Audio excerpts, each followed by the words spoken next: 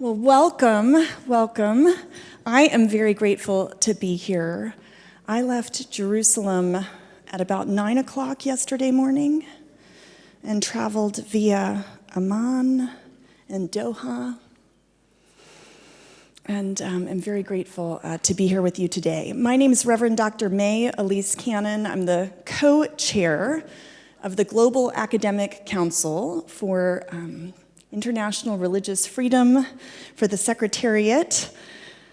And Greg was going to give you an introduction about his perspective about how we came to be. But I'll tell you a little bit about my story and our story about how this was launched. It actually began, believe it or not, back in 2015, which I don't know about you, but for me that feels like an eternity ago. And I thought I'd tell you a little bit of that story. How many of you are familiar with the work of Rabbi Dr. Peter Oakes? Well, I'm glad that at least a couple of us. And I'm pleased to introduce the rest of you to him. He is a professor emeritus of modern Judaic studies at the University of Virginia, and one of the founders of a practice that's called scriptural reasoning. He convened a group of academics and practitioners many years ago to launch this practice, to seek to answer the question of how might religion contribute to the mitigation of religious conflict. You might not be familiar, and since you're not familiar with his work, you would not know his book. He wrote a book in 1992 that was called Religion Without Violence: The Practice and Philosophy of Scriptural Reasoning. And I just wanted to tell you a little bit of this history because it's foundational history to this Global Academic Council. And I think it provides a valuable backdrop for what we are presenting before you today. And it's about the integration of academics and religious practice in promoting religious freedom around the world. So the description that Peter described in terms of this book, and in terms of the movement of scriptural reasoning, was this. In 1992, Peter Oakes and a few Christian and Muslim colleagues began to gather in small groups, in and outside of classrooms, to practice close and attentive readings of the sacred scriptures of Jewish, Muslim, and Christian traditions. The hope was that different religions could hear one another through patient, respectful reading of one another's scriptures. Hearing each other, participants might enter into interreligious relationships that might point a way to the peaceful engagement of religions, especially those who, after September 11th, 2001, too often found themselves at one another's throats. It was a hope for a religion without violence. Nearly 30 years later, this practice of study across difference has seeded into an international movement now named scriptural reasoning. The movement nurtures cooperative study among students, scholars, and congregants devoted to distinctly different religious and value traditions. Many years later, in 2015, Peter convened a gathering at Colgate University in New York State. I was going to tease Greg because Greg doesn't even know this history. And a gathering included academics and practitioners of various different religious studies and fields directly related to the protection of religious freedom, religious identity and practice, the role religion might play in the mitigation of global conflict. That group was called the Alliance for Research on Religion and Conflict, or ARC, A-R-R-C. I work in Washington, D.C., and I'm terrible with acronyms, but ARC. It met for only a few years, but it laid the foundation for this Global Academic Council, a few of us which come before you today. And a few years ago in Washington, D.C., Greg and I were meeting, and we were talking about our respective work, him with the Global Secretariat, Jocelyne Cesari, who you will hear from in a few minutes, who is joining us from Israel, who's online. She was a part of this gathering at Colgate. She was a part of ARC. She and I were a part of that group, and we talked so much about the desperate need for academics to engage constructively in questions about religious freedom, but also the integration of how political actors might engage and not ignore religious contributions and values within society. In addition, the segregation between academics and practitioners continues to be a gap that must be overcome. And as Greg and I sat and discussed, I told him about these academics who were so committed to the integrity of academic study, to bridging the gap between academics and practitioners. I told him about Jocelyne, this brilliant academic who worked at Harvard and Georgetown and with all these other academic institutions. And he said, well, we've been talking about mobilizing academics around international religious freedom.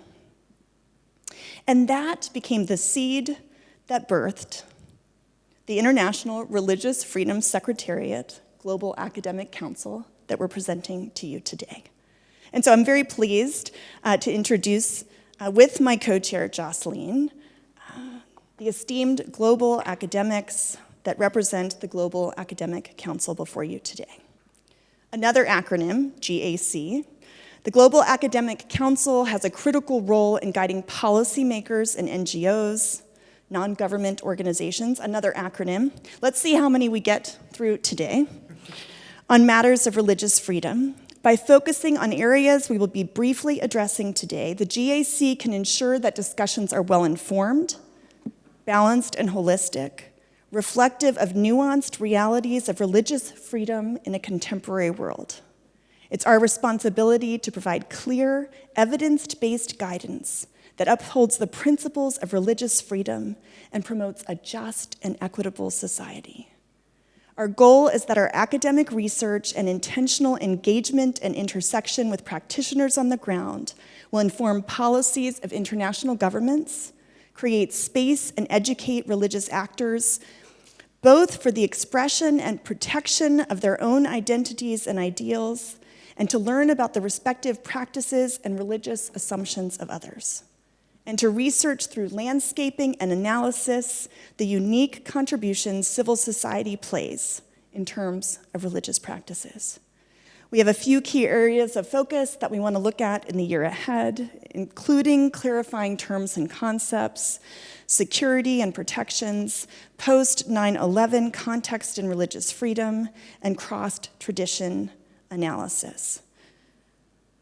Later, I'll talk to you a bit about who some of the members are of the Global Academic Council who can't be here with us today. They represent a broad swath of academics from different disciplines, literally around the world. But now I'd like to introduce you to my co-chair, Jocelyne Cesari, again, who comes to us from Israel.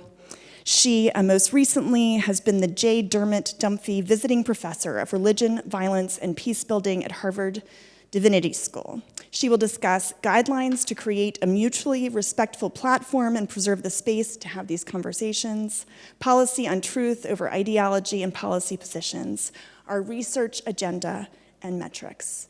So there she is. I introduce to you Jocelyne. Thank you very much, May, and I'm really sorry I could not join you, but the circumstances in the region make the travel back and forth almost, if not impossible. So without further ado, I would like to present the framework in which the group, this newly constituted group, will work. And to add a few more information on the Global Academic Council, you could wonder, there are so many initiatives going on religious freedom, and that's part of what we wanted to address, meaning we are not trying to reinvent everything. We're going to build on and take stock of a lot of work that has been done across countries, across religious tradition, and build on it, instead of, pretending or putting out there our own opinion or position. And right there, this will make probably a difference, because we will build that not on a partisan position, but on the type of surveys, reports, documentation that have been done on the ground to map what is and how religious freedom is implemented or challenged in different parts of the world. Second, we are not working from one particular country. That's why the Global Academic Council is very diverse in terms of region. We are not working from one particular faith tradition, and we will be very keen to actually highlight themes, topics across tradition. And these are already a few points that hopefully will make the work of our group meaningful to what is already existing. So, without further ado, I would like to present to you the platform, and then I will give the floor, or rather May will give the floor to a few of our members who are in person with you in Berlin, and we have a few others online that will have the possibility to add on after each of the presentation. So, Thank you, Jocelyne. I think... yes, please go ahead. While I'm sharing my screen, you can. Yes, go ahead, please. While she's trying to do that, I'll just tell you a little bit of the format. After each of the sections, we'll give the Global Academic Council members an opportunity to respond to each of the presentations, but then we'll open it up, and we want to hear if you have questions or comments. And so we'll have kind of 3 or 4 major components, but we want this to be discourse-based. We want to hear from you in terms of what you think is the most important that we focus on in the year ahead, why you think an academic council might contribute constructively, presuming that you do think that we have an opportunity to constructively contribute. We can see that now, Jocelyne. You can see it? Yes. Okay. So let's start then. So the first thing we want to do is to clarify a few terms that are used by everybody and that have different meanings according to which position you have, either policymaker or activist or practitioner. So these 3 terms are security, violence, and extremism. So let me start with security. So security seems obvious to everybody, meaning it most of the time involves the dimension of physical security. And by the way, the nation state was created historically on its legitimacy. The first legitimacy of the nation state is supposedly to protect the physical security of the member of the community. Okay?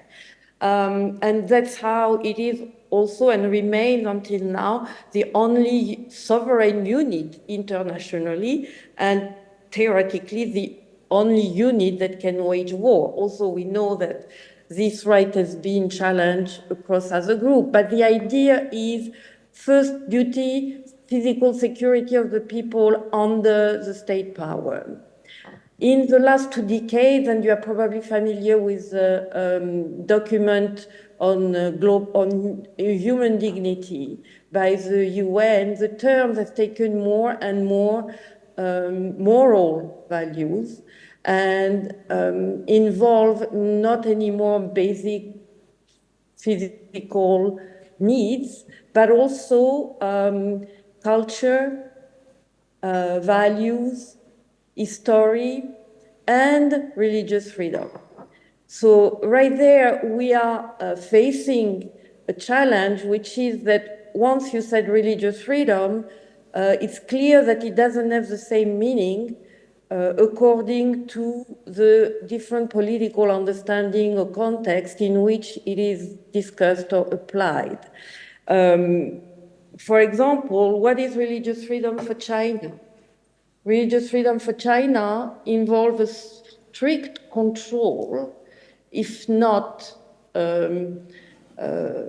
change of religion to make them fit into the national sacred Chinese community. For France, religious freedom is limited to very private manifestation, and most of the public aspects are marginalized and sometimes illegitimate.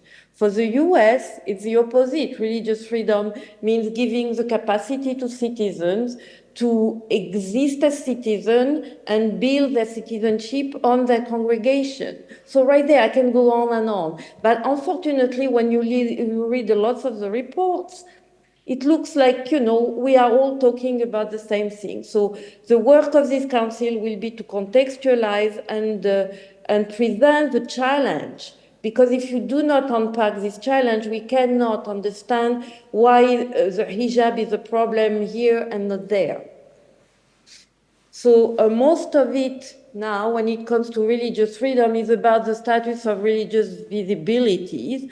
And we have seen since 9/11, and I would add also that the global pandemic has increased this issue.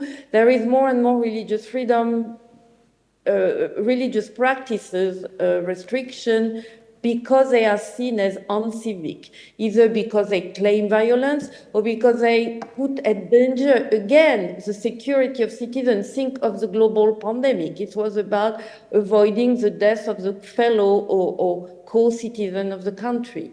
So one of the major challenges here is that the state, that, as I said, was initially founded on the claim of protecting the security of people, have been more and more criticized or scrutinized for its actually incapacity to protect religious freedom. Most of the time, we see it everywhere. Again, 9/11 was a turning point. The global pandemic was another. National security will supersede religious freedom. And that's a new context we want to explore in more details.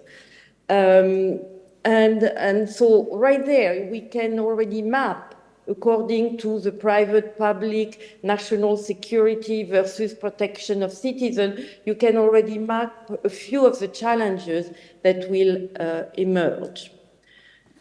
The second term is violence. Again, here, when you hear violence, when you read it in most of the work on religious freedom, it involves or implies physical violence from religious actors.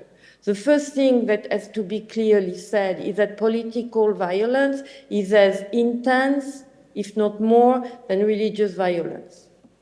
So we cannot just look at violence on the side of the religious actors. We have to look at the interaction between political institution and religious group to measure or estimate what is the challenge of violence here. Secondly, the violence is not only physical. Actually, most of the violence is happening in what you could call structural violence. It means that there is a harm embedded within social and political institutions. So I give you a few examples. Discriminatory citizenship laws. For example, in Myanmar, the Rohingya Muslims are denied certain function of citizenship. Recently, India has passed a law that limits the naturalization of Muslims. This is structural violence. In education system, a lot of states privilege one religion over the other in the educational system, or deny even the existence of a religious group in the teaching, for example, of culture or national history. Land and resources is also another structural issue. For example, the untouchable cannot acquire land in India. Surveillance and profiling. There have been more and more laws, even in the so-called Western liberal democracy, that limit the civil liberties of some religious group based on the urge or necessity of fighting terrorism. In the US, all over Europe, this is a big, big debate. So right there, you see, you can have another element where we can build on and see what needs to be done, because a lot of reports touch on this. The existing understanding is never spelled out or broken down to see what is at stake there.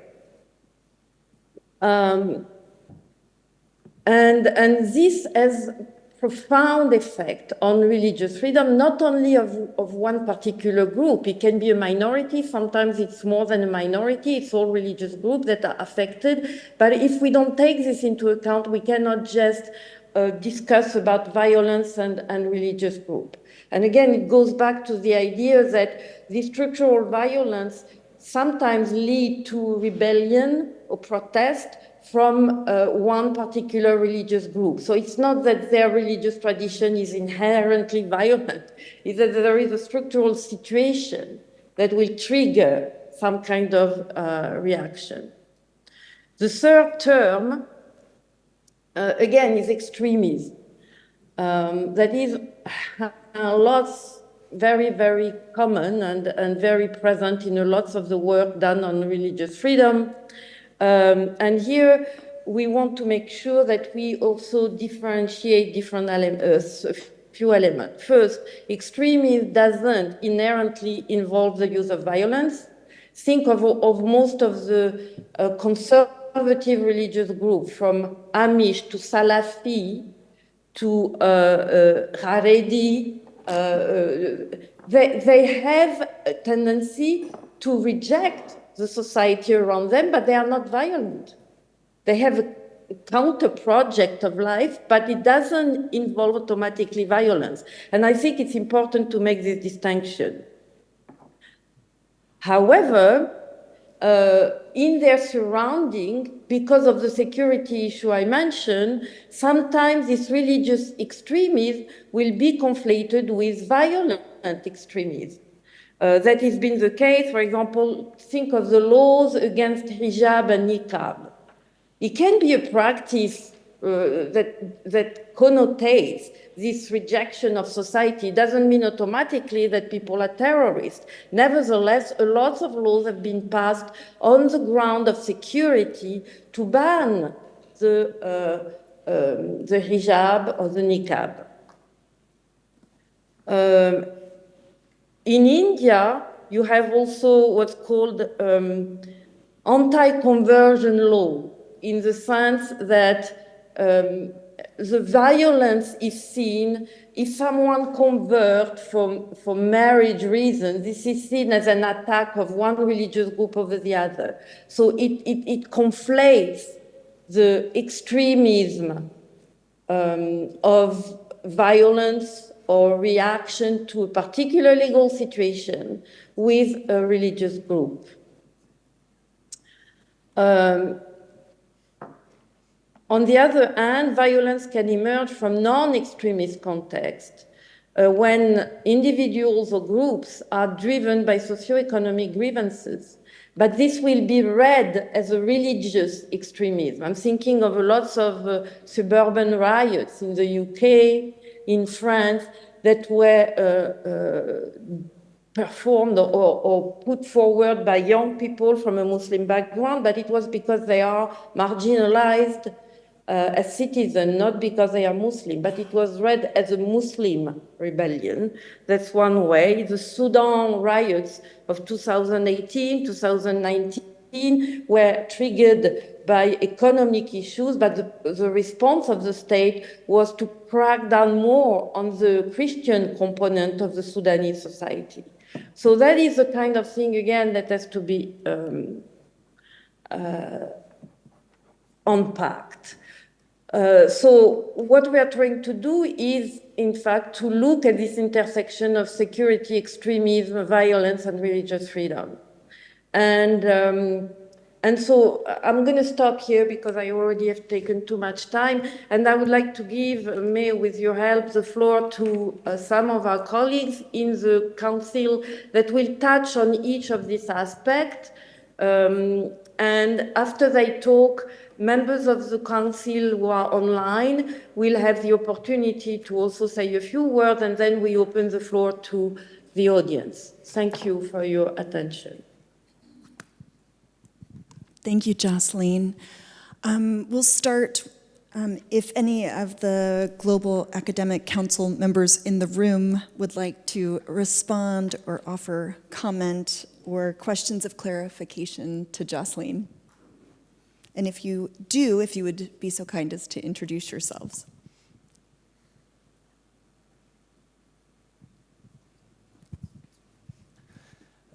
Good afternoon, everyone, dear colleagues, dear friends. My name is Pavel Bargar. I serve as Associate Professor of Religious Studies at Charles University in Prague, the Czech Republic, and I cooperate with the IRF Secretariat. And it's my great honor being invited here to speak and being member of the council, and I really acknowledge I'm a newcomer here, so my contribution will be very humble. But I would like to perhaps acknowledge to what Jocelyne just said very, very precisely. I appreciated her input very much, very clear, defining key terms that's important.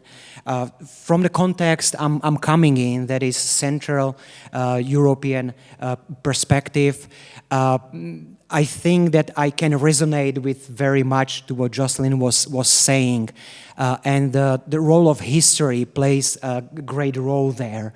When Jocelyne said that violence goes, the structural violence goes beyond physical violence, very often that states or countries would privilege certain groups over other groups. I can very much recognize it from my context, where for various historical reasons, especially certain forms of Christianity have been privileged and are privileged until today. And it makes it, the legislation of certain countries in our region makes it difficult really for faith communities that have not been traditionally established in that context to, live and work, coexist in those contexts. The so-called cult or sect narrative is very much used to discriminate against those groups. So just not to make it very long, this is perhaps where I finished. Thank you very much. I'm Dennis Hoover, also a newcomer to the council, and it's an honor to be here and to be included with this important initiative. I am a senior fellow at Love Your Neighbor Community, or LINK, one of the co-conveners, and I've also worked closely with the Templeton Religion Trust's Covenantal Pluralism Initiative over the last few years, alongside with Chris Seipel. I don't want to echo those comments. Thank you, May, for the introduction, and Jocelyne for those great framing remarks and defining key terms. I particularly resonated with the remarks about extremism and in being careful how we think about what counts as extreme. There are pacific and even pro-social forms of religious expression that are that deviate from societal mainstream, but are nevertheless not necessarily threatening, and to treat them as though they are threatening can become eventually a self-fulfilling prophecy. So we need to be careful there. I also really appreciated the remarks about thinking about the state and what the sources of legitimacy for the state. So the most primordial kind of reason that a state has a legitimacy is providing security. And increasingly we're seeing the state resorting to various forms of religious nationalism to bolster its claims to legitimacy.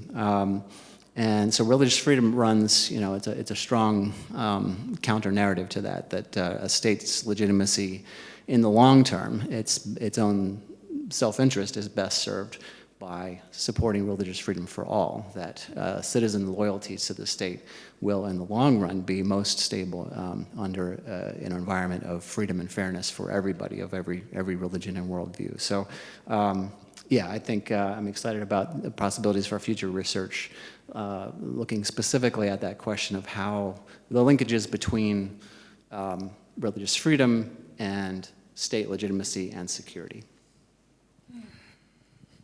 Thank you, Dennis. Thank you, Pavel. I'm curious if there are any global council members online. If you are interested in making comments, if you might raise your hand. I know there are a couple of you. Renee Hattar is joining us from Amman, Jordan. Fatima is joining us from the UAE. I think there are a couple of other global academic council members online, including Antonio Quiros Fons, who is an international law professor at Universidad Europa. I'm trying to put together their names based on their Zoom profiles, which is a little bit of a challenge, but any comments from you online? I don't see any hands raised. Hello. Yes. Hello. This is Reverend Dr. Victoria Wind. I joined on phone so that way will have a hard time seeing I cannot raise my hand or I cannot see you, but I can hear you well. And I would like to make a comment. Yes, can you just say one more time? I'm sorry, I missed who it is. This is Chaplain Dr. Victoria Wind. I'm a founder of Gaudai Today. It's just a little bit muffled. Can you hear me better now? Because I'm sorry, I'm in the car, I'm travel. She's from Gaudai Today. Her name's Dr. Victoria. Dr. Victoria, okay. Yes, please. Yes, I really appreciate that you guys have laid the foundation, because I know there's a lack of the academic, intellectual reasoning and religion and whatever you say about the conflict, violence involved. I think most of the time it's because the purpose of education and the power to engage other religions around the world is just the language issue. And the interpretation, the communication is lacking.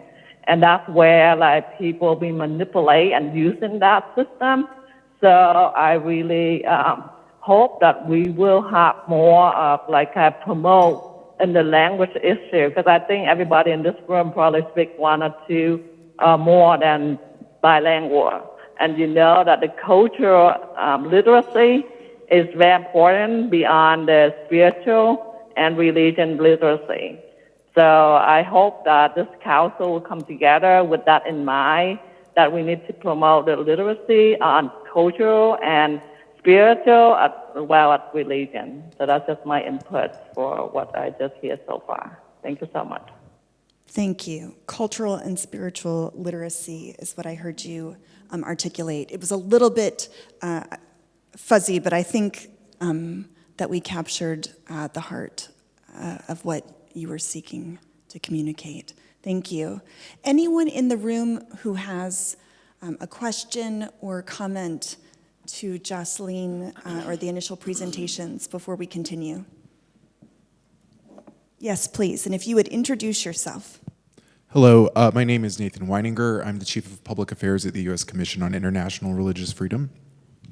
I'm very interested in the sort of framework that you're using, the ability to define terms in a very articulate way, I think is very much needed in this space, particularly because so many religious practitioners who are experiencing restrictions don't necessarily have the background to really define data and look at it in a way that translates into policy action. So I think this is very important work. I'm curious about how, as the council, you are determining where the lines of whether or not something constitutes a religious freedom violation are drawn. Does it require a religious motivation or a religious targeting? If something starts off as a civil rights violation, but then has implications for ability to gather for religious practice, does that count as a religious freedom violation? Just very curious about how you as a council are thinking about the contours of what constitutes a violation. Thank you. I think that's a great question. I can say that the council's only been meeting since June, so we've not discussed that as of yet. But I don't know, Jocelyne, do you want to respond? Actually, we take it from what people are struggling about on the ground. It's not a top-down, it's bottom-up, meaning if a particular conflict, and that's why I mentioned, for example, the suburban riots by young Muslims in Europe, it became a question of religious, identity, while it was not. So that's going to be the job, quote unquote, of the council to be able to make this difference and see how, in this case, we can indeed engage with some policymakers, because again, it has negative consequences when religion becomes the only indicator or factor of tensions. And that's exactly what we want to do. But sometimes it is really a question of religion, like anti-conversion law, blasphemy laws, or targeting a particular religious group that cannot access the mainstream or the resources that are accessible to everybody. So what you are asking is actually the roadmap of what we want to do. Really. When is it religious freedom? When is it not? And what can be done about that? We didn't even pay him to ask that question. Thank you. I'm going to continue, but for those who have other questions that are just burning, there will be other opportunities. I was remiss in my introduction. I identified a few key areas of focus, speaking about clarifying terms and concepts, security and extremism, and I was remiss in not mentioning cultural heritage, which is one of our key and primary areas of focus. And so next, speaking about that, is Dr. Elizabeth Prodromou, visiting professor in international studies program at Boston College. So please. Good afternoon to everyone. It's a pleasure to be here. My name's Elizabeth Prodromou. I teach in the International Studies program at Boston College. I'm an 8-year veteran of the U.S. Commission on International Religious Freedom from 2004 to 2012, and also it's just a pleasure to be part of the broad ecosystem of actors working on freedom of conscience, belief, and religion. Just a bit of personal background, and it ties into, I think, some of the comments that my colleagues and others have made. My father was born a British colonial subject. He was born on the island of Cyprus. He died before he saw the island of Cyprus reunited, since the Turkish occupation continues there since 1974. And I work on the Eastern Med, which is a space that, depending on how you read history or think about history, is a post-Byzantine or post-Ottoman space. And I mention that because the learning of history and the writing of history ultimately has enormous impacts and implications for the kinds of issues that we're talking about here today. And in particular, when it comes to building religiously inclusive, multicultural societies that treat everyone equal before the law.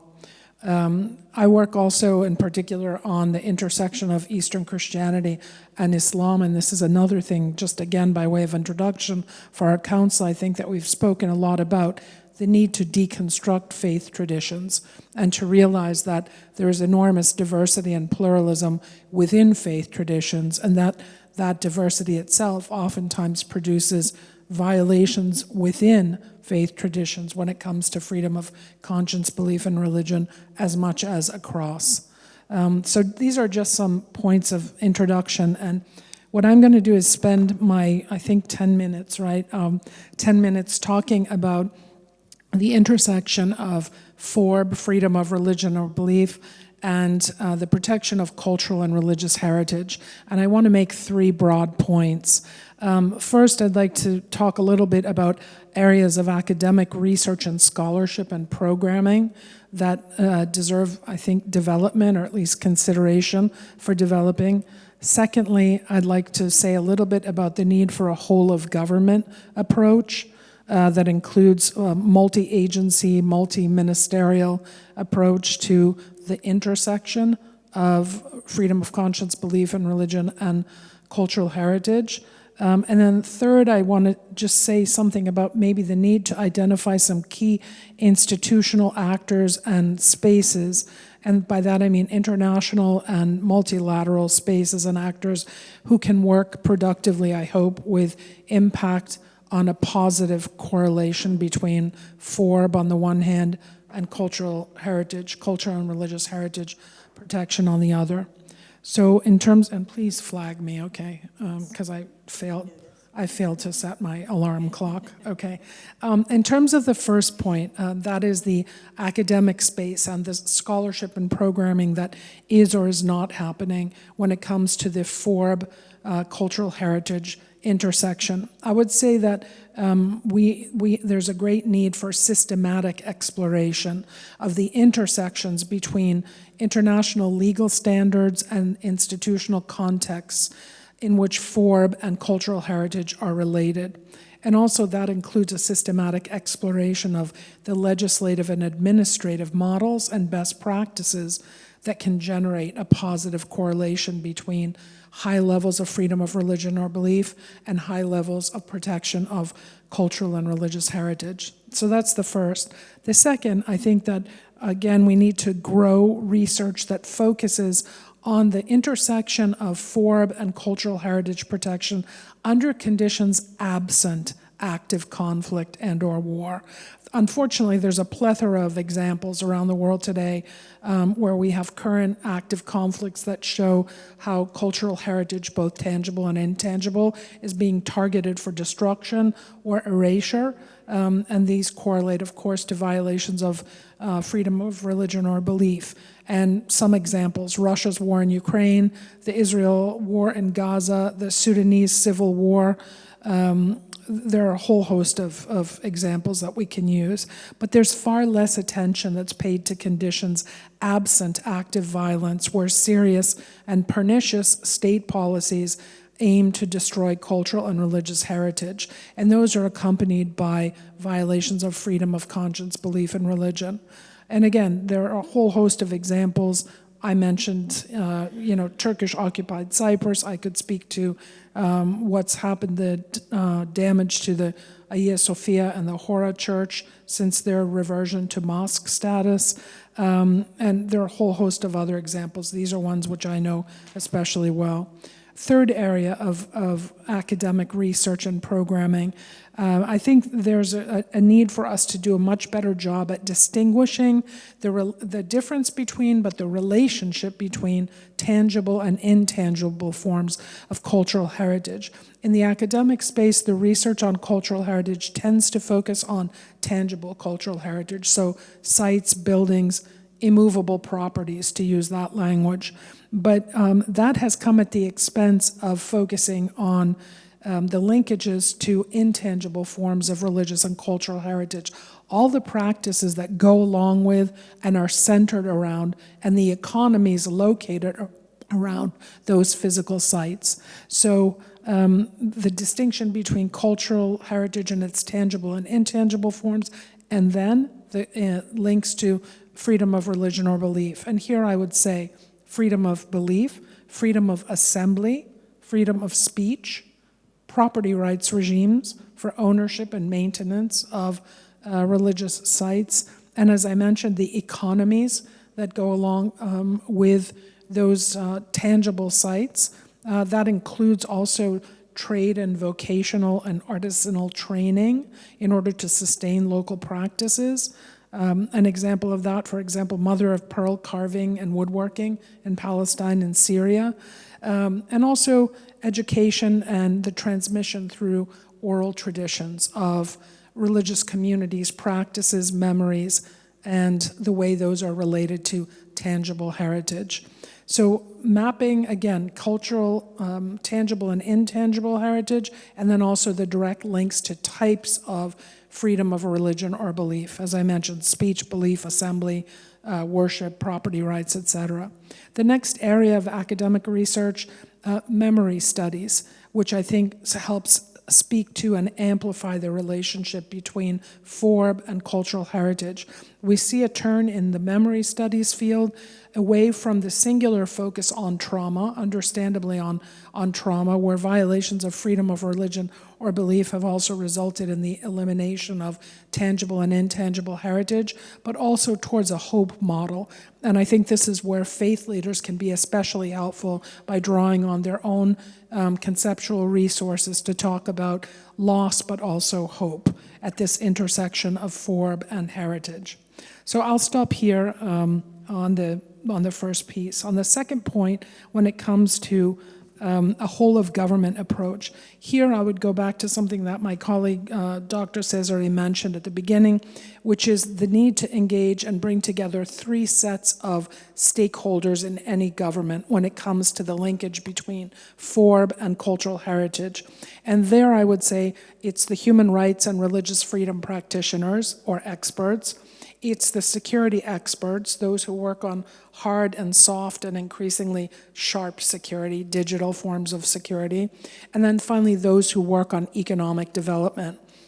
The tendency in government spaces is to silo those three areas of expertise, but what we see at that intersection of heritage and freedom of religion or belief is that all three of these government areas of expertise need to be involved. And I'll give just, again, an example. If we think about, in particular, economic development experts, the kind of resource, first of all, knowledge about, literacy about the linkage between FORB and heritage protections, and the need to dedicate resources to the sustaining of heritage sites and the whole host of practices that go along to build local economies associated with those sites, and that can then sustain those communities and help to build social cohesion and also to drive economic innovation and cooperation.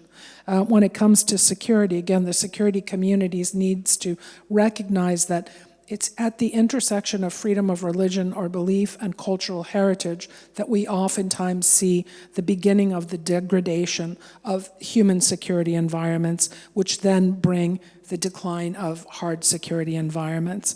And again, examples of this would include Azerbaijan and Nagorno-Karabakh, Turkey and northern Syria, Turkish-occupied Cyprus. We have a whole host of other examples.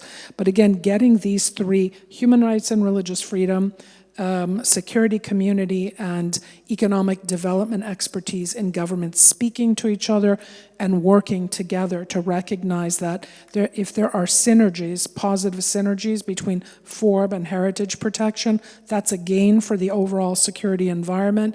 It's also a gain for economic development, growth, and productivity, and then finally, it's certainly a gain for human rights practices and FORB. And then finally, in terms of a whole of government approach, I would say that the intersection of FORB and heritage protection, tangible and intangible, is also, it also signals the need to draw in those who work on rule of law and policing issues. Because what we oftentimes see is that hate crimes perpetrated at and around sites and targeting vulnerable faith communities are associated with weak levels of policing and certainly failures to bring perpetrators of crimes to justice. And then finally, my last point, do I have a minute? Okay. In terms of 2 minutes, in terms of the last point, which is some of the key international and multilateral actors and spaces in which we can explore this intersection between freedom of religion or belief and the protection of heritage, tangible and intangible. A few come to mind. The most obvious one, perhaps, is the United Nations and especially UNESCO, which I think there's ample evidence of UNESCO's great intentions, but equally great deficits when it comes to compliance and enforcement. And unfortunately, we don't have enough time to go through that list, but I think the UNESCO is a very, very important institutional actor, at least in terms of symbolically underscoring the significance of synergies or lack thereof between heritage protection and freedom of religion or belief. The second is the EU and the European Commission. In particular, the discussion in the European Commission of late about the expansion of hate crimes to include vandalism and hate speech. Again, this is oftentimes absent active conflict or violence, but hate speech and hate crimes that target heritage sites and communities are oftentimes a harbinger of worse things to come and a degradation of the larger security environment. Another international actor, Interpol. Here I would say that policing, tracking, preventing the trafficking thereof, and returning religious heritage materials that are illicitly exported or imported is absolutely crucial to understanding those linkages between FORB on the one hand and cultural heritage on the other, and recognizing that heritage trafficking is also oftentimes linked to other kinds of global criminal networks, for example, trafficking in human beings, narcotics, and small weapons. So again, I think if we begin to look at this relationship more systematically between freedom of religion or belief on the one hand and cultural heritage protections on the other, we begin to see the implications for security, economic development, and building cohesive societies. And then finally, I should have said this at the very outset, when it comes to academic research and also the vocabulary that we all use as practitioners and policymakers, I think it's imperative that we begin to parse the differences between, but also the relationship of religious heritage and cultural heritage, because most of the academic literature tends to focus on cultural heritage, but because of the ongoing allergy in most of higher education, certainly in the global north, and also, frankly, I think it's a global, around the globe, the global north and south, there's a tendency to omit the significance and the specificity of religious heritage as part of building broader cultural heritage environments that can promote multiculturalism and social cohesion and mitigate extremism. Thank you. Thank you, Elizabeth. I think I'll start online. I can see that there is a chat happening, but I don't know if there are any questions or comments in the chat. Or let's start with the Global Academic Council. Is there anyone that's on the council online that would like to respond to Dr. Prodromou's presentation? If so, maybe you could raise your hand.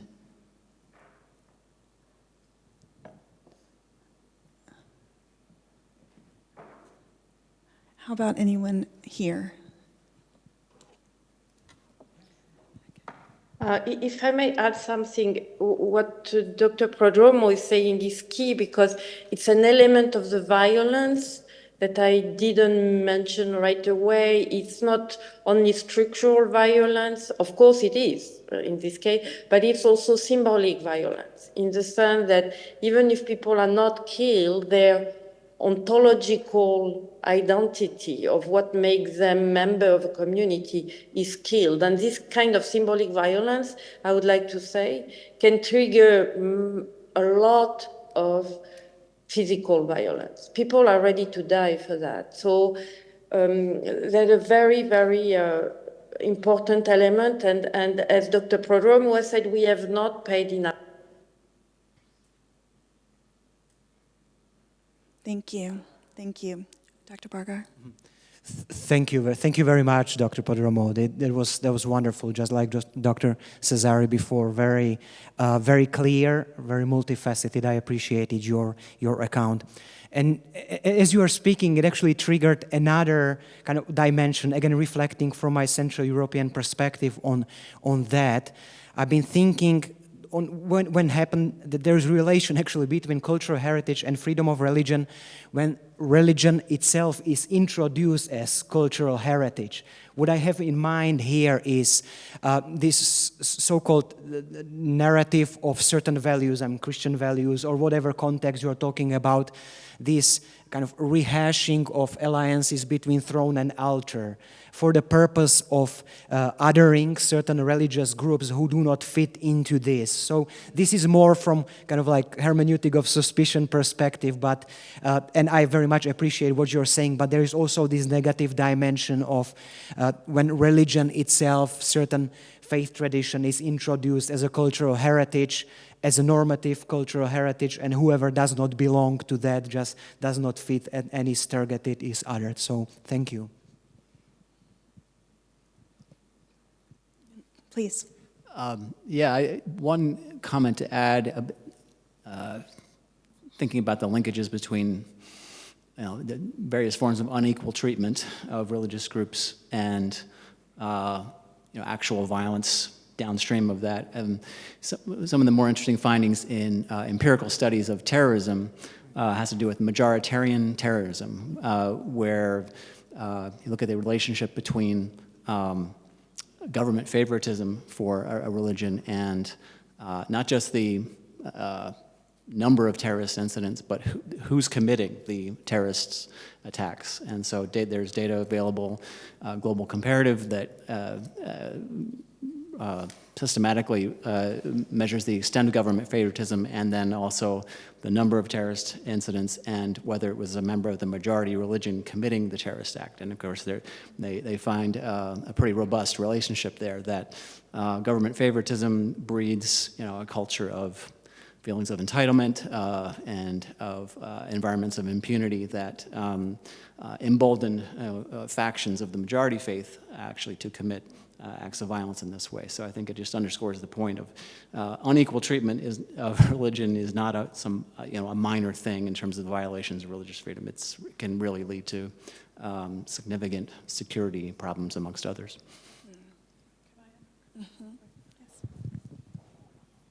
One thing that we spoke about in a couple of our meetings was the importance of thinking about generations and intergenerational, either disappearance or sustainability. And I think because Pavel, because you emphasize the importance of history and historiography, and one of the commentators asked about sort of literacy issues, cultural and religious literacy issues, I think any efforts to look at the linkages between freedom of religion or belief and then heritage protections also requires a very purposeful cross-generational inclusivity, because it's with historical time that we either see decline or sustainability, and even the transmission of knowledge about, expertise about, and experiences about violence versus nonviolence, inclusion versus exclusion, and knowledge gained that can be used towards prevention and reconciliation requires a kind of cross-generational approach. And frankly, as a mother, I would also say I learn from our daughter every single day. So every day is a kind of intergenerational knowledge gathering. And I think when it comes to heritage and freedom of religion or belief, that's especially important in terms of remembering, forgetting, rediscovering, and perhaps regaining. So I think we have two more comments or questions before we move on. And we have kind of two more segments, if you will, before we close. But I think we have a comment here. And then I'll go to the person online who wanted to speak. Thank you very much. My name is Attila Miklovic from University of Pécs in Hungary. And thank you very much for the presentation. I think these are very important topics, and I would like to highlight that it could be also a very, very strong focus on the differentiation between religious violence, or where occasions when religion is used and as ideological excuse for the violence. Because many times, as we saw from Professor Cesari's slides, that the Times cover of Buddhist terror, while many times we see violence is associated with religion, while the actual reasons remain unearthed, and religion is just used as an ideology, and at the same time there is a complete scriptural incompatibility with the scriptures of the religion and the actual act. So to separate that in public speech, so it's not associated with religion, but with actual reasons. Thank you very much. Thank you for that. Someone online wanted to speak? Yeah, that is me. This is Dr. Victoria. I just want to make a comment on earlier about literacy, but now after the 3 points that just we presented, That's one key, like, important that I just heard about, like, some of the major organizations around the world, like United Nations. We're talking about, like, when you can have, ideally, like, you set up the methodology. This is like theory. We all have no theory. But what is the principle? How you apply it into practices? That's the interface between the reality of what you learn and how you apply it to work. And that's where I think I get out from this 3-point of presentation. Is like, we are intellectually inclined. We know we have the language that we can express our feelings. But then how do we help out with the reality of the conflict and the world that, like, no peace going on? People cannot understand each other, and people just kind of being violated with each other, right? And that's where, Dr. like, who Victoria? reinforce that. Dr. Victoria, it's a bit difficult to understand. I'm sorry to say it's a bit difficult to comprehend what you're saying. But if you wanted to put it in the chat, we'll make sure that we make note and follow up on that. I apologize. It's just unclear coming through the speakers. But I do see that Dr. Antonio Quiros-Fons, I'll give you the last word before we move on, if I may, please. Thank you. I would only like to thank you for all the speeches, but especially I would like to add some illustrative questions for both interventions. One related to this related to cultural heritage, and that we have already these prosecutions in the International Criminal Court related to Al-Mahdi case, and it will be very interesting. Only to say that there is a last stand, and there are these possibilities, and on the other hand, related to counterterrorism, I would like you to pay attention to the only UN sanctions list that exists related to committees for Taliban and committee for Islamic State and Al Qaeda, and there you can see that only the most religious humanitarian agencies are the really affected entities in this case about sanctions. Only I would like only to illustrate what you have already said with this legal frame, global legal frame example. Thank you. Thank you. Thank you. Okay, well, we have two more, or one, because our final presenter has not yet arrived, but I'm now pleased to introduce you to Dr. Karima Al-Mazroui, an associate professor from Mohammed bin Zayed University for Humanities. She'll be making a brief presentation on security, state actors, and religious communities. She's joining us online. Dr. Karima. Hello, everyone. So it's my honor to speak before you today. I am Dr. Karima. Wait. Yes? Wait 1 second. Can you put on your camera? Yes, I can, but it's only, I only fear that it will slow the connection. So that's why I closed the camera. But I'm here again. Oh, okay. We can see you and hear you. So we'll let you know if we Excellent. cannot. Thank you. Excellent. So it's my honor to speak before you today. This is Karima Al-Mazroui, a dedicated advocate for education excellence. Through my career, I have held important roles in shaping education policies, supporting curriculum development, and fostering international collaboration. I served as an advisor to both Minister of Education and the Chancellor in our university, Mohammed bin Zayed University for Humanities. I was responsible for many initiatives to bridge the gap between academic theory and practical implementation, ensuring that our education system does not only teach but inspire, with extensive experience in nurturing next generation through youth engagement and policy reform. In today's presentation, I would like to shed the light on how can education serve the purpose as a powerful tool to bridge between state actors and religious communities, fostering sustainable peace and stability. I'll be withdrawing from our experiences in Mohammed bin Zayed University as the first university to establish and to provide the academic program, the Bachelor in Tolerance and Coexistence, and then Masters and PhD in the same area, and how we supported that with the relation of other religious communities, and how can any education community bridge the gap between state actors and religious communities, and what kind of activities they can do to achieve that purpose. One of the most impactful projects that I was actually part of is the development of moral education curriculum in the United Arab Emirates. We launched that curriculum, and I'll say MEC. You just talked about acronyms. So moral education curriculum is the MEC. We launched actually the curriculum in 2017. It was designed for all students in the United Arab Emirates, regardless of their background, for both public and private schools from K to 12.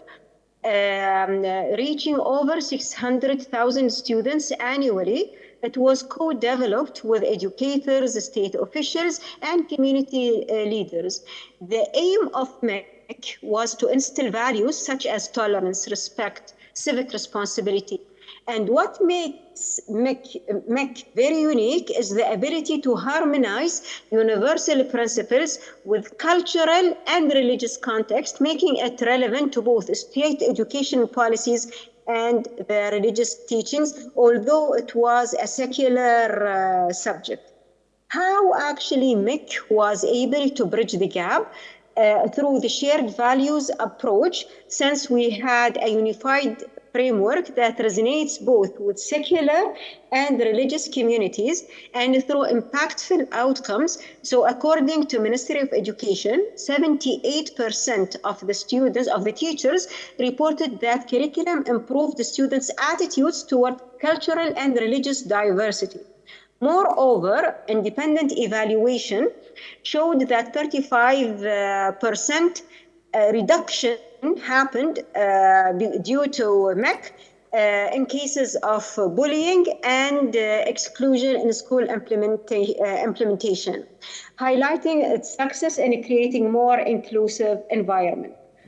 And what we've done in Mohammed bin Zayed University to support our tolerance and coexistence and dialogue, we developed a collaborative curriculum design, and it was a program that involved state representative, university faculty members, religious leaders, to co-create a course in interfaith ethics, focusing on shared values across Islam, Christianity, and Judaism. The result was over 120 interfaith leaders and 300 students participated in that structured dialogue. And the survey actually shows very positive results when it comes to interfaith dialogue. We were part also of the National Tolerance Curriculum Initiative, where policy were supporting the initiative, and the impact was that 60% increase in positive student perception of peers from different religious and cultural backgrounds, demonstrating that education content can reshape social attitude. So going to all our experiences and noting that our university is kind of new, it's only 4 years old, but we can learn from all the projects that we worked on or participated in, that there are many ways that that education can bridge the gap. To maximize the impact of all our education initiatives, what we've done is the inclusive curriculum development that involved religious scholars, community leaders, curriculum design, faculty members, and then support the curriculum with extracurricular activities.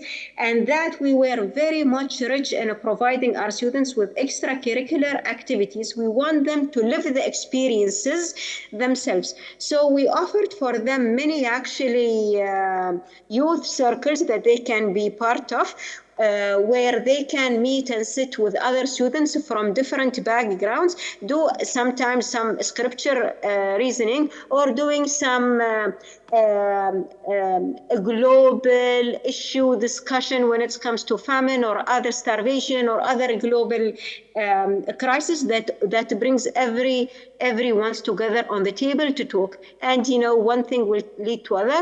All the youth will have things to talk about. So we engage them in critical thinking and intercultural understanding through cultural visits, through academic visits to other countries, through the collaboration with other philosophical and other leading education entities. And we did conduct 2 graduate student conferences, one in Bahrain and one in China, where students, they'll share their research insights in the area of tolerance and coexistence and other interdisciplinary area, where they'll meet other students from different backgrounds and have a profound discussion in their area. In addition to what we've done, we found that teacher training is very important. Exchange program is very important in understanding each other.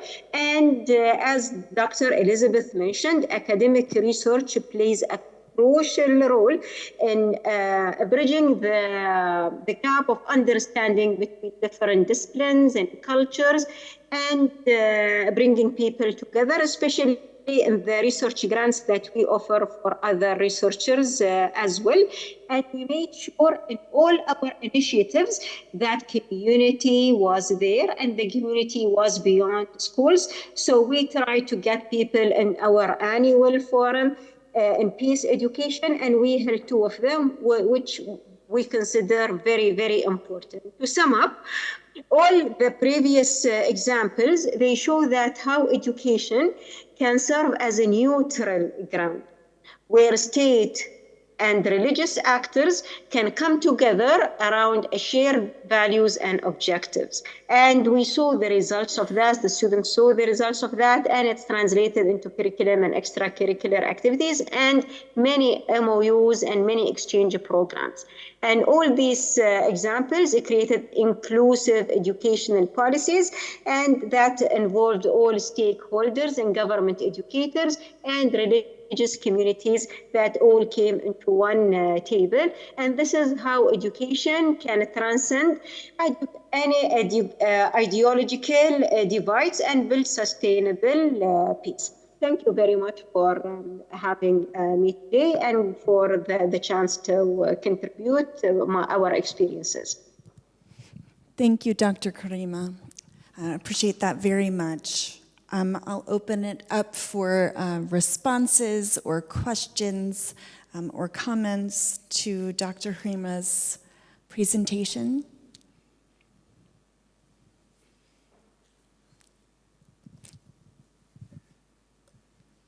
Thank you very much, Dr. Karima, for a wonderful talk, very much experience-based, very much practice-based, and reflective. So that's what is really needed, I think.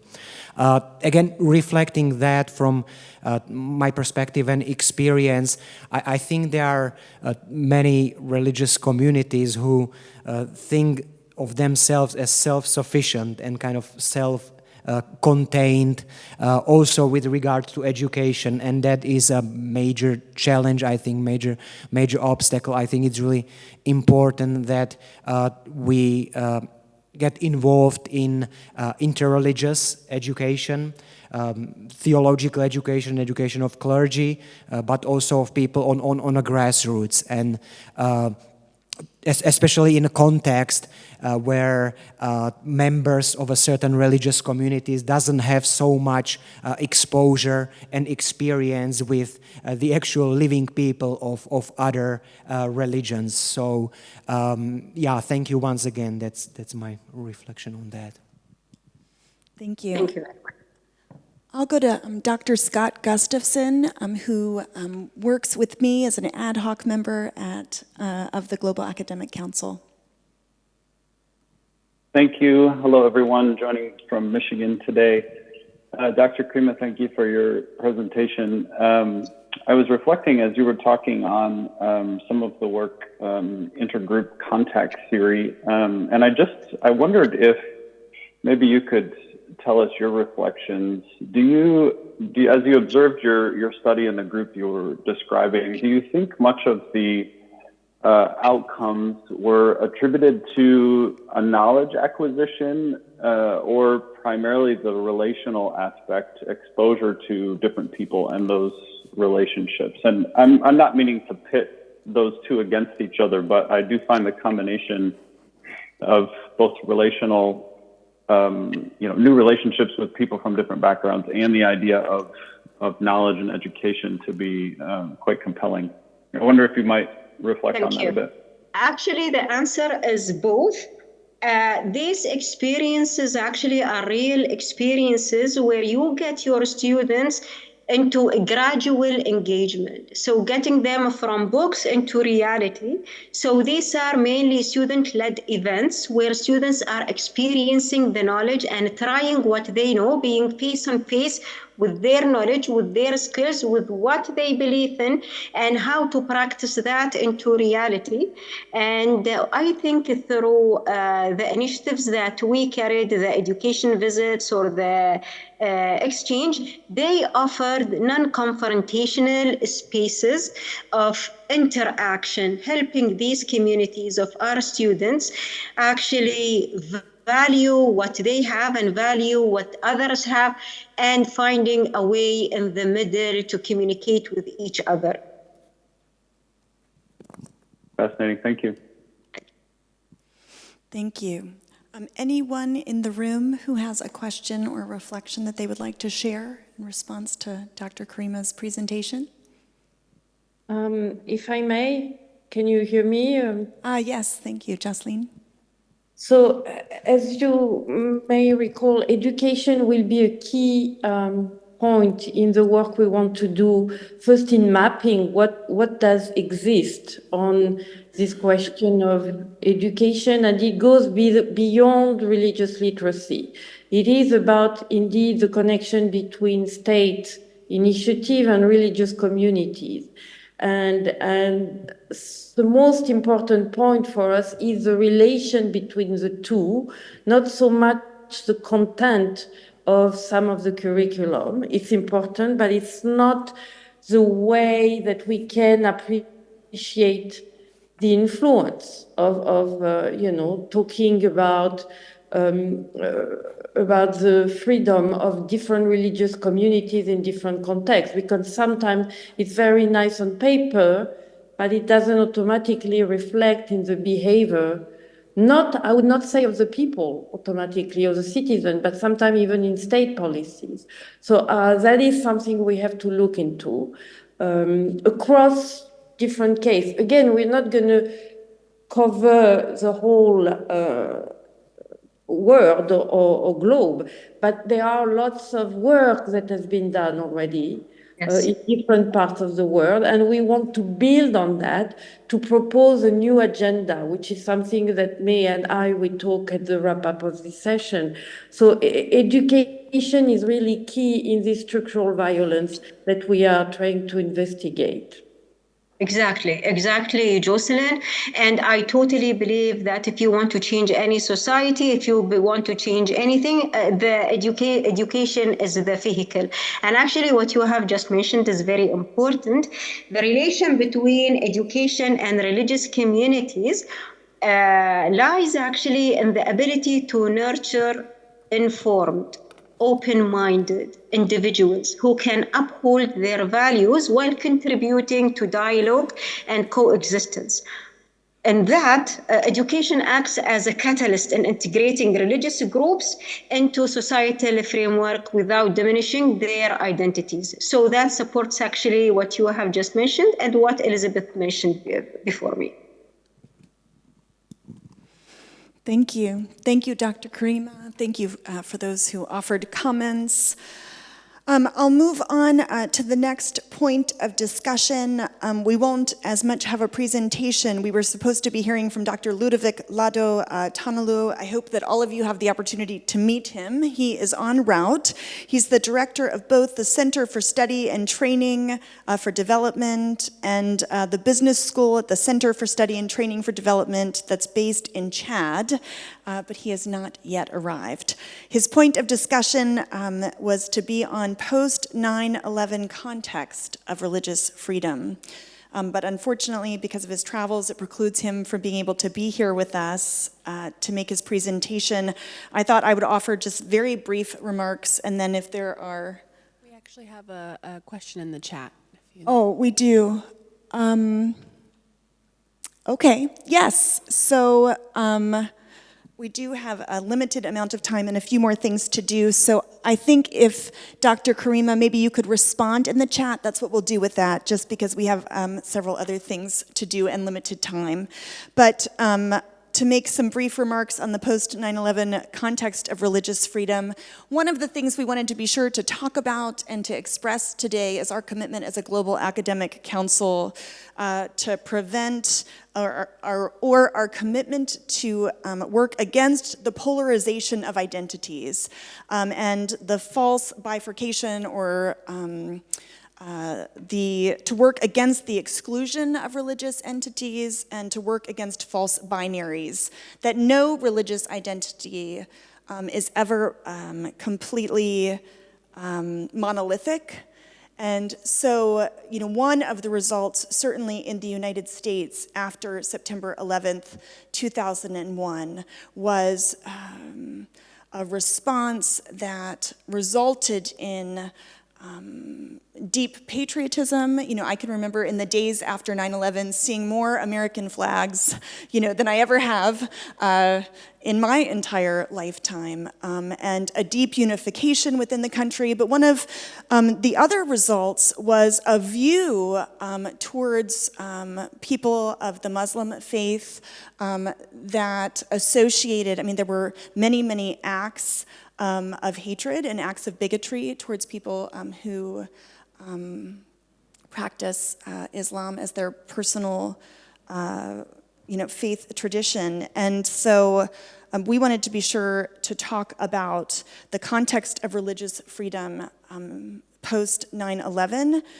Today, certainly with the escalations of war around the world, we've spoken of many of those places, in light of cultural identities, but with escalations in the Middle East and with war between Russia and Ukraine, the tendency with increased popularism, the tendency for there to be false binaries and false oversimplification, and this idea of religious identity being overly simplified, that's one of the things that we wanted to be sure to be attentive to. So emphasizing that no religion is monolithic, and to work against the polarization of religious identity, the commitment to not be polemic, and to work against false bifurcations. And I think that conversation is all the more important in this particular moment. And so while we will address issues that are very contentious in this particular moment in history, we think it's really, really critical to enter into those spaces, but to do so respectfully, to do so in a way that is safe, that protects freedom of speech, freedom of religion, that provides context and space for all people, regardless of what perspective, theology, and ideologies they're coming from, to be able to enter into the conversation. So I don't know if there's anyone else from the council who would like to speak to that, and then we can have a bit of discussion before we enter into closing remarks. I did not want to circumvent the opportunity to talk about this because it is certainly an important aspect of the work that we will be doing in the year ahead. And probably, not probably, I promise you, it will not be the easiest area of work that we will be engaging in academically, and of course, as we engage with practitioners as well. Jocelyne, did you want to offer some remarks here? Yeah, actually, thank you, May, for these remarks. Really, we have said it a lot that there is a before and after in some ways post 9/11. Not that security was not associated with religion before, it was, but it has become a very strong point in state policies vis-à-vis religion. There are several surveys that show that states everywhere have increased their control, but also interference with religious communities across the board, including in the so-called Western liberal democracy. And I think that's something we are not paying attention enough, and the data show clearly a peak after 9/11, a continuous ascendant curve, and the pandemic has even more intensified and given even more argument to for state control over religious communities. And usually you can say the religious minorities are particularly targeted, and that's true. But what happened is that every religion start to feel the impact of this securitization of religion. And I think that's something we have to take into account. And so it means that religious freedom is not only the feature of tolerance of religious communities. Again, it is displayed or implemented in different institutional and political contexts in which the state agencies play a critical role. Sometimes for the good, but also sometimes in a way we do not officially or systematically explore, sometimes for the bad, you know. And that's something we have to really pay attention to. Thank you. Dennis? Yeah, thank you for those framing remarks. I think the question, in a way, circles back to where we began with defining some of our key terms. And when you think about the relationship between religion and security, what is religion becomes even a question mark, because one of the grand theories that has failed spectacularly in social sciences, of course, secularization theory, in the sense of a simplistic version of it, where modernity reduces the significance of religion, and over time, religion has not gone away, but in a sense, it has. It is. It's changed in a lot of cultural contexts. But that doesn't mean it's less politically significant. In some cases, that makes it more politically significant. A thinned out religion that is more easily overtaken by national identity or other kinds of ideologies.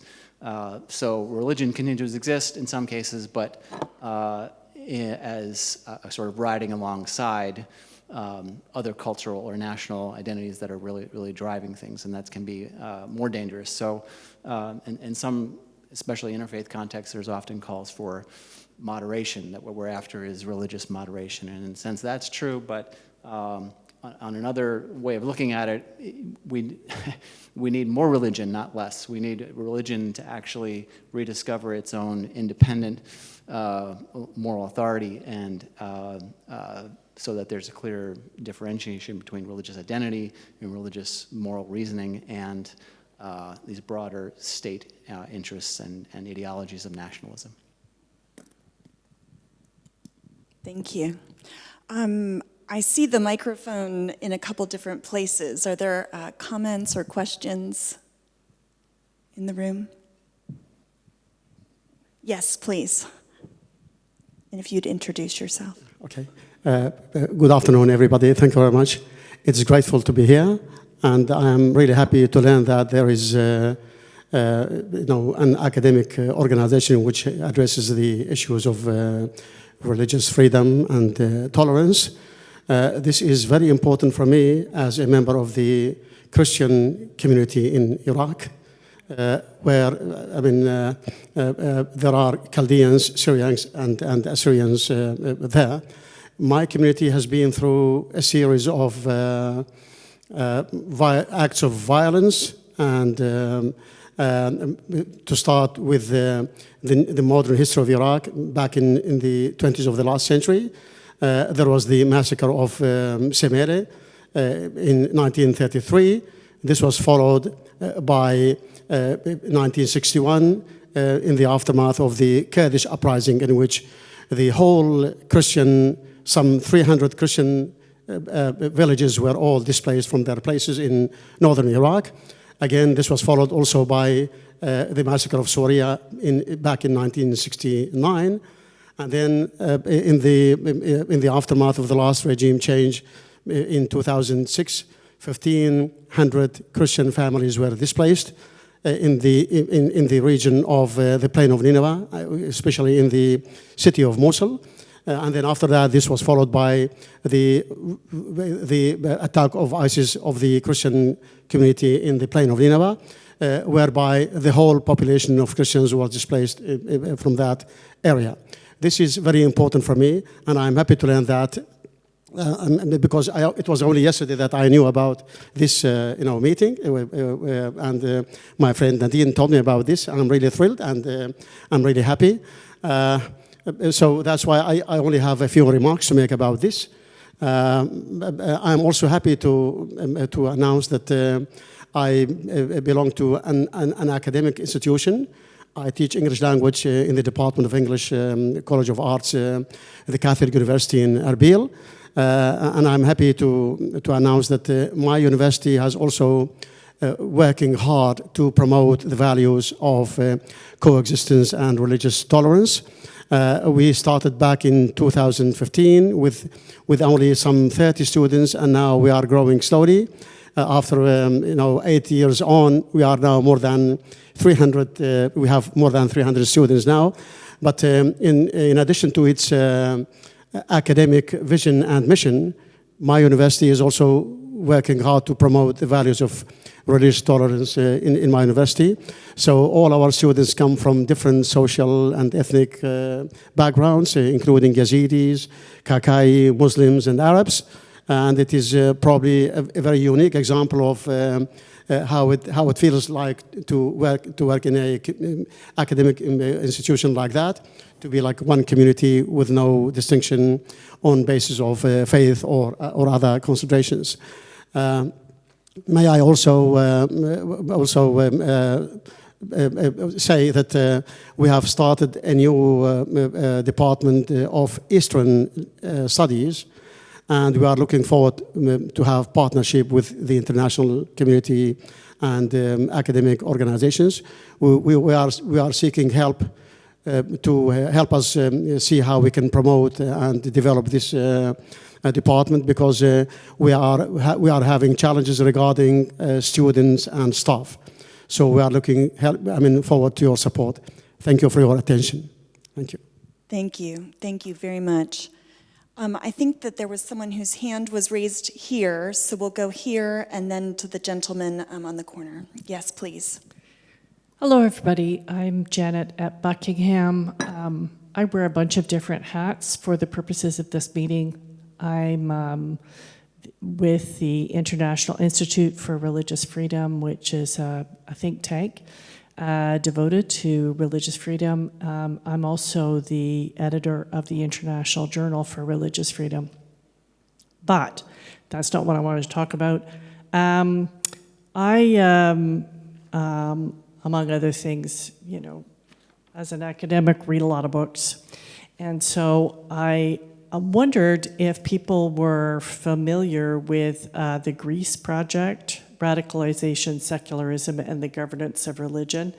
I just read their fairly new book, The New Governance of Religious Diversity, which I found really helpful just in the context of this particular topic, and I literally just finished it on the plane on the way here, and it very much is focused on contextualizing freedom of religion or belief in different countries. And they focus mainly on looking at Western Europe and then focusing on Asia, and their Asian countries are Malaysia, Indonesia, and India.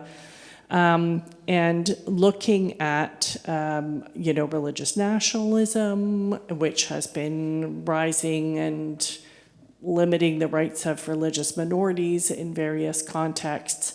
And I just was so struck, especially with hearing this colleague from Iraq. Thank you very much for sharing. We're from so many different situations.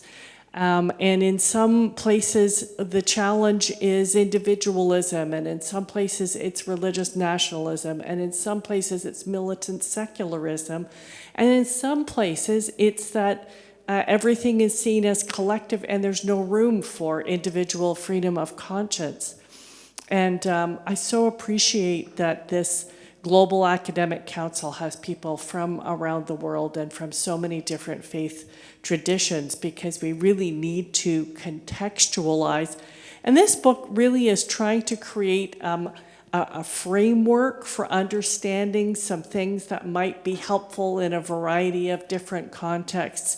That's a very difficult project, but I hope that, and I'll pass along the names of the people involved with that, I hope that perhaps they could become part of the Academic Council and might be able to contribute some of their thinking and research into this, because it looks like it was a fairly large research project involving multiple countries. Do you mind just stating the name of the book one more time, please? The New Governance of Religious Diversity. The New Governance of Religious Diversity. Thank you. If I may add something, I am very familiar with the project. Actually, we're going to do a Georgetown book discussion with Tarek Moudoud, and he's a co-author on that. And so they have done an excellent job on contextualizing indeed the governmental the governmental action vis-à-vis religious diversity. What we want to do that is not in the book, and I've discussed this with Tarek a lot, is what it's not only contextualizing, it's also relational. All the question of religious freedom is not only on the state side, it is in the relation of state action vis-à-vis the makeup of a particular society with all the history, and some of us here have insisted a lot on history and the memory, which is ingrained not only in the religious actors, but also in the state actors, in the administrative actors. And that is, we're going to build on that. That's very important, but it's not the whole. In other words, the contextualization has to be put into a relational dynamic with religious group and secular actor. And you mentioned it in your comment. It's not only the religious actors, it's also secular organization interfering on this particular issue. And as you can hear from my accent, I come from France. Actually, the most vocal people about religious freedom are secular ones, So that is a kind of thing that is beyond the governmental or the government or state action as such. But yes, thank you. We know the book, and we're going to build on that. That's exactly the kind of job we want to do. Thank you. Yes, sir. Hi, everybody. My name is Simran Stropnagel. I'm the chair of the IRF Secretariat's Corporate Council, your counterpart across the hallway.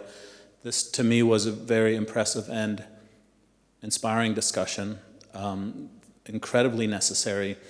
I also represent the Yogi Tea Company. You'll see it in your gift boxes. Last year, we were awarded the most faith-friendly company in Europe. We thought it was easy, not a big deal, because we put a prayer in every cup. This year, Rolls-Royce beat us, and we were very confused as to why. We thought maybe everybody prays to have one, even more than they pray when they take a sip of tea. So it's a very active conversation, and the question we're seeking to answer constantly is, what is the economic argument for religious freedom? Not so much from a macroeconomic perspective, but according to a corporate, profitability model. So over the coming weeks, months, and years, we will look to you to help us explain that to the corporate world. we have corporate executives from some of the biggest household name companies in the world signed up. Some of their representatives will be on our corporate panel tomorrow. And, you know, for example, India received about 40 million tech jobs because when we were globalizing and the internet came online, India was pluralistic. The last prime minister happened to be a Sikh like me. The president was Muslim. The head of the ruling party was Roman Catholic, and the cabinet was largely Hindu in a Hindu majority country. Now that's changed tremendously, and we're seeing tech jobs leave India. We're also seeing that Pakistan didn't get any of those tech jobs because, well, 20 years ago it was a difficult climate. So we're constantly looking to explain this to the corporate world and translate it into profitability models. So thank you for helping us do that with your incredible expertise, and I hope we'll be able to create a council there that is as strong as the one you have here. And congratulations for inspiring us to do so in such a strong way. Just to follow up momentarily on what you said, I'll take the prayer cup, and I'll also take a Rolls Royce if you have one. But to follow up on your point about sort of what the economic argument is for religious freedom, again, I think on the academic research side, that's why it's imperative to look at changes over time in terms of multi-faith and societies and the ways in which disappearing communities might have contributed to growth and equity and the way that can happen in the future. But the other thing too is I think it's really important, admirable, and commendable that the private sector is now becoming more engaged, both in terms of the discourse and internal practices on protection of FORB. I would like to learn more and certainly see more that goes beyond all of the good things that are happening. For example, faith and meditation rooms in the corporate environment, flex time for people to be off without penalty for religious holidays, dietary options, dress options. These are all really important internally, but where I think the rubber meets the road, to mix my metaphors, is when corporate entities stop investing in countries that are gross violators of freedom of conscience, belief, and religion. And I think the economic argument, the way you put it, is great. The economic argument for religious freedom is how the private sector can use its leverage with violating countries to say, we're not going to be here if you continue to do, fill in the blank. I think that's where the biggest impact, in fact, can be made at a kind of macro level. And I'd love to learn more about what's happening with that. Well, we're very pleased to meet our counterparts across the aisle, the Global Corporate Council. And if you know of any corporations that would like to sponsor the Global Academic Council, please introduce them to us. One of the things we'll be doing in the year ahead is pursuing grant and foundation funding for the work that we have to do. All of us are either academics or practitioners, so this work is avocational, if you will, we seek to come together.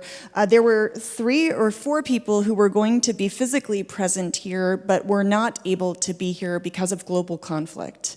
And I think that's really, really important to acknowledge, because the work that we are doing, the goal is for it to mitigate war, conflict, and to provide and support and increase security for all people, to promote religious freedom and the freedom and security of all. So we wanted to just spend a minute with focusing on the outline or roadmap for our future work over the next year. We have been talking about some of our key priorities on religion and security, the post-9/11 context related to religious freedom. We really do want to integrate third rail issues that are tough conversations in terms of religious identity, and we want to do so in a way that doesn't scare everyone and make them not want to invite us to their conferences. How are you all doing? I think a couple people left, but not because of things that we talked about. We want to talk about cross-tradition analysis. We want to talk about cultural heritage. And so one of the goals is that each of us as academics would come with our background, as individual academics, but that the strength is that we're coming from disciplines that are multi-sector. My PhD is in history. Other PhDs are in religious studies. I'm also a cleric, ordained, and so we have religious actors. We have, of course, many academics. We also have many practitioners. And in addition to fundraising and grant work, Dennis Hoover, Senior Fellow for the Institute of Global Engagement, among other numerous titles and roles, has graciously invited for us to have an issue in the Review of Faith and International Affairs magazine in the year ahead that would focus on the work that we are doing. The goal would be for us to really focus on landscaping related to those issue priorities. And so we would have articles for members of the Global Academic Council that would focus on each of these particular priorities, landscaping the work that has been done and where there are practitioners, such as the book that was just mentioned about contextualization related to international religious freedom. We do also need to talk about how do we invite others into this work. Not all global academics will become members of the Global Academic Council, but one possibility is that we'll have a network of global academics, who can be a part of the broader network. And so if you know of academics we should work with, please introduce them to us. Don't be offended if we don't have all of them become, members of the council. We can barely keep up with ourselves, let alone all those that we're introduced to, but we'd very much want to expand and broaden globally across multiple disciplines, and we of course would like to meet all of you as well. I see a question, and then Jocelyne, I'll have you close us out after the general, is that your point, I'm sorry? There's two questions. There's I'll two go questions. first and then pass. Oh, I'm sorry. No, he was all good. pointing, but I didn't see who he was. We're all on the same team. Yes. Thanks for your presentation. In the spirit of co-councils, I'm chairing the International Religious Freedom Media Council. So whatever you put in magazines, we'll type into a 600-word press release and put that into the media. In addition, I just wanted to ask regarding your strategy, which sounds like it's very well thought out. I appreciate you noting that we need to expand the movement.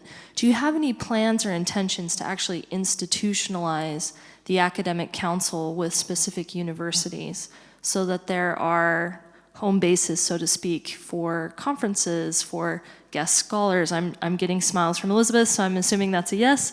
If so, do you have an idea of who those universities are? I know many of us are affiliated with alumni institutions. There are some strong players already in the religious freedom space. Notre Dame comes to mind, Brigham Young University comes to mind, Harvard, Stanford, others. So if you could speak to that, that would be great. I will speak to that while noting that we have not talked about this extensively and codified it. My sense is that yes, we absolutely will work with multiple universities, but no, we will not institutionalize it in terms of, one or a few. And the reason for that is maintaining the independence of, my sense is we would be affiliated with the academic institutions that our academics are affiliated with. I'll just use the example, the organization that I lead. We do a speakers event that rotates around multiple universities, and my sense is that gives us the greatest ability to have academic independence. And so my sense is that is the type of model we would use here, but we've not discussed that to a great degree, but that would be my assumption of the route that we would pursue. Can I ask one question over here, Nadine? Yes, please, Sorry. please. In terms of your framework, it sounds terrific that you've put together. I feel like the one thing that would be that's often missing is the bright spots. Is looking at places where we've seen improvements, looking at places like tomorrow we'll have the mayor of Hamdaniya speak.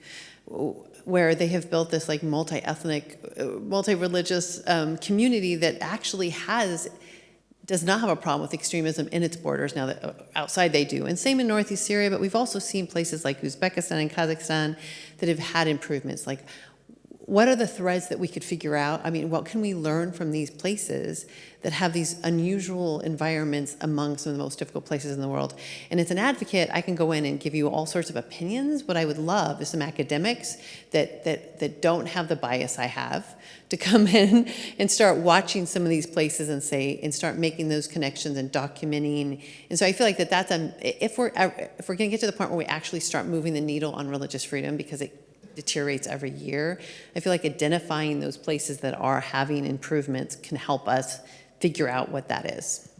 Thank you. Love that and agree 100%. And in terms of, again, the journal issue with Faith and International Affairs, the landscaping component is not only research, but asking that specific question. What works? Not just research about what's been done, but where are effective strategies? So that's a specific question that's being asked when we talk about landscaping. And I would just be careful to not, because what we'll see is somebody will say, I do great work in this country. And that's great. We can do literally a phone book of all the great work being done. Really, to me, it would be like, where are we seeing improvements? And then going backwards and say, what work is being done there? Or is it organic? Because sometimes it is. Like Mayor Matty, a lot of it was him coming in and saying, I'm going to work with the Muslims, the Kakais of it. But the point is seeing almost, even, for instance, Taiwan. Why does Taiwan have the religious conditions they have? A Mandarin island located where they're located doesn't make sense.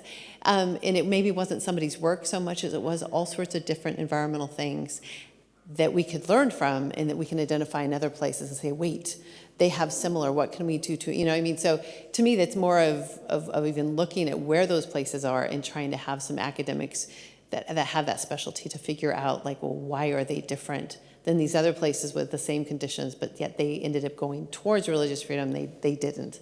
So anyway, just to clarify, thank you though. No, I think that's great wisdom. Often the people that raise their hands are not the ones that you want to do the reporting on. They're doing great work. Yes. But we know about their work and it's great. Yes. But I want to know places that no one's doing work in. Why are they good? Yeah. What happened in that community? Sometimes organically. What can you learn from it? Yes. Thank you. Thank you. I think that's great. Yes.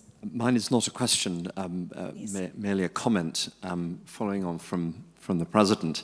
My name is Charles Hoare. I'm part of the IRF Secretariat team and speak now really as a member of civil society to thank the Academic Council for your work. I served the British Foreign Secretary a year ago as the Secretary of the Independent Review of the British Foreign Office. That was a fascinating project, and we were hugely helped by the input and evidence given to us by academics. So I just wish to put on record our gratefulness and thankfulness from civil society for the willingness of the Council to undertake work alongside all of the other parts of the IRF world. A number of the recommendations that were accepted by the British government comprised requests for the government to commission academic work. Some of those have already taken place and have been hugely beneficial, particularly in training UK Foreign Service officers. But I would just encourage the Council to be proactive in engaging with governments and offering the services of academia. Governments are not brilliant at being proactive and seeking support from academia, but I think if pushed, particularly if it's with support from civil society, there are fantastic opportunities in some of the major departments of state around the world. So thank you. Thank you for that, Charles. As someone who's been a part of roundtables, writing white papers that have been submitted to the U.S. Department of State, it's good to know that sometimes they're read and maybe even applied, at least in your government. So thank you for that encouragement. Jocelyne, would you like to make closing remarks? Yeah, I'm going to share my screen again to show you what would be a recap and actually what has already been discussed in the exchange with the audience. Can you see my slide here? Yes. Okay. So first I want to say a few things and reassert. We are just starting, okay? The council was created last May. So what we are presenting here is a strategy, it's a rationale and a framework. So, and to talk, it's not only an academic mapping, as May has said and insisted on, it's also a mapping of different initiatives. The one that have failed, but the one also that has succeeded. It's not just about a crisis, it's also about the capacity sometimes of religions to play a positive role in some of the tension or crisis. And we have resources. And that's why we regret that Greg Mitchell could not make it on time, because this council is directly connected with the IRF Secretariat, and the IRF has multiplied roundtable globally with different actors that come and talk about their experience or their challenges. And one of the first steps of the council will be to collect all these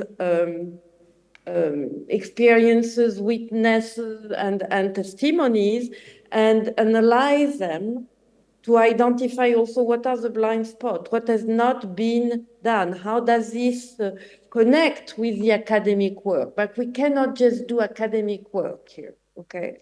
So in the light of this all this discussion, I want to just highlight, I'm not going to go through the whole slide because we have already passed our time, but clearly the question of structural violence and religious freedom will be one of the parameters we can look at all the empirical resources that are everywhere, including the annual Religious Freedom Report of the US State Department, which is a great source in itself, but that doesn't allow very much to go to the step that the gentleman who just mentioned, meaning being more proactive on providing some kind of feedback or analysis. The role of religious extremism, again, not taken in its own silo, but as part of a relation with different political circumstances and institutional constraints. Same thing, a more systematic look at the state action that are often neglected. We talk about cultural heritage and religious freedom, and something we would like to devote sometimes to, and that it's just emerging. There is much less literature, but I think it should be an important point, the impact of emerging technologies on the question of religious freedom. And again, the first thing would be to look at restriction. Can it, in some situation and condition, also favor religious freedom? So we are starting. I'm happy. I'm so sorry that first I'm not with you, but I'm happy that we were able to put the word out there, and hopefully from all the Q&A with the audience, we may be happy and we will be happy to follow up with some of you. Thank you very much. Thank you, Jocelyne. Thank you to all of the Global Academic Council, all of those who joined us online. Much gratitude to the IRF Secretariat. Thank you for allowing us to work alongside of you. To our partners who are a part of the other councils, would love to actually meet you, and just much gratitude to all of you who joined us here today. Thank you very much.